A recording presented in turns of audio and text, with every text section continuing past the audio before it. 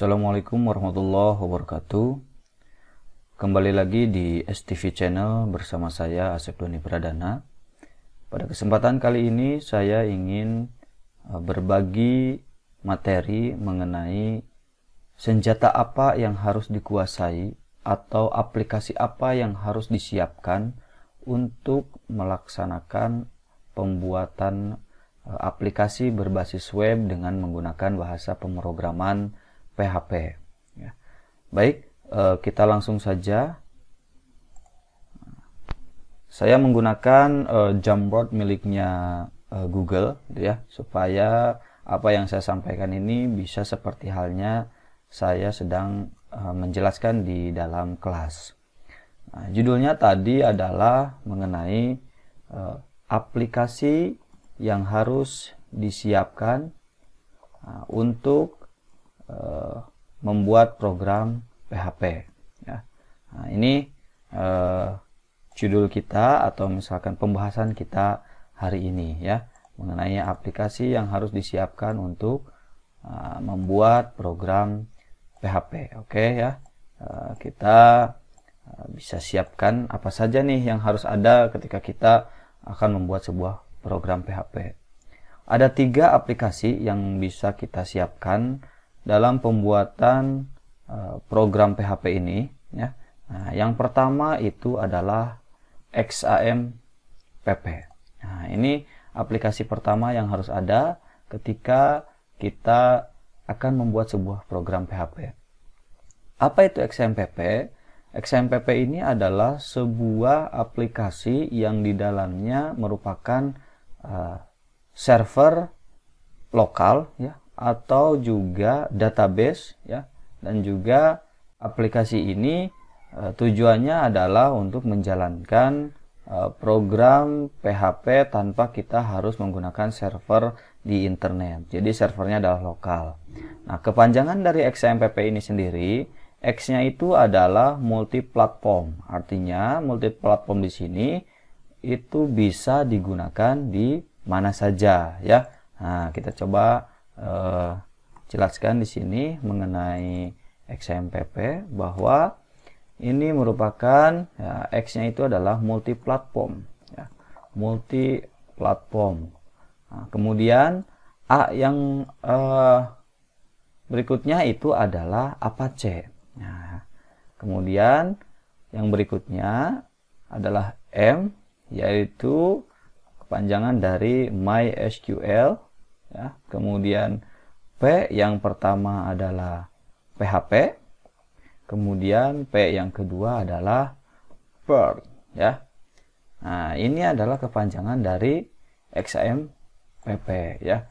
Nah, X-nya adalah multiplatform, A-nya Apache, M-nya MySQL, P-nya PHP, dan P yang berikutnya adalah Perl. Maksudnya multiplatform itu gimana? Multiplatform itu adalah bisa dijalankan di beberapa sistem operasi. Salah satunya adalah bisa berjalan di Windows, bisa berjalan di Linux, ataupun bisa berjalan di Mac OS. Itu maksudnya multiplatform. Yang kedua adalah Apache. Apache di sini adalah server lokal yang akan kita gunakan, ya. Nah, kalau misalkan kita punya hostingan sendiri atau punya server sendiri, ya, dengan domain tersendiri, itu kita bisa menggunakannya secara langsung. Tapi kalau misalkan kita tidak punya itu semua, karena kita sebagai programmer pemula, maka kita cukup menggunakan Apache ini, ya, yang ada di dalam XAMPP.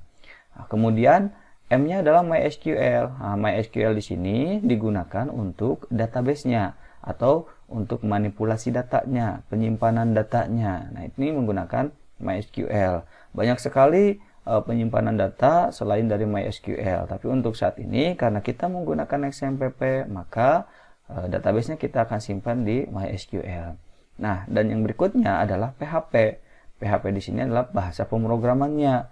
Bahasa pemrograman yang dapat menjalankan di XAMPP ini adalah PHP dan juga Perl, ya. Nah, itu kepanjangan dari XAMPP beserta fungsi-fungsinya. Kemudian yang kedua yang harus disiapkan adalah browser, ya.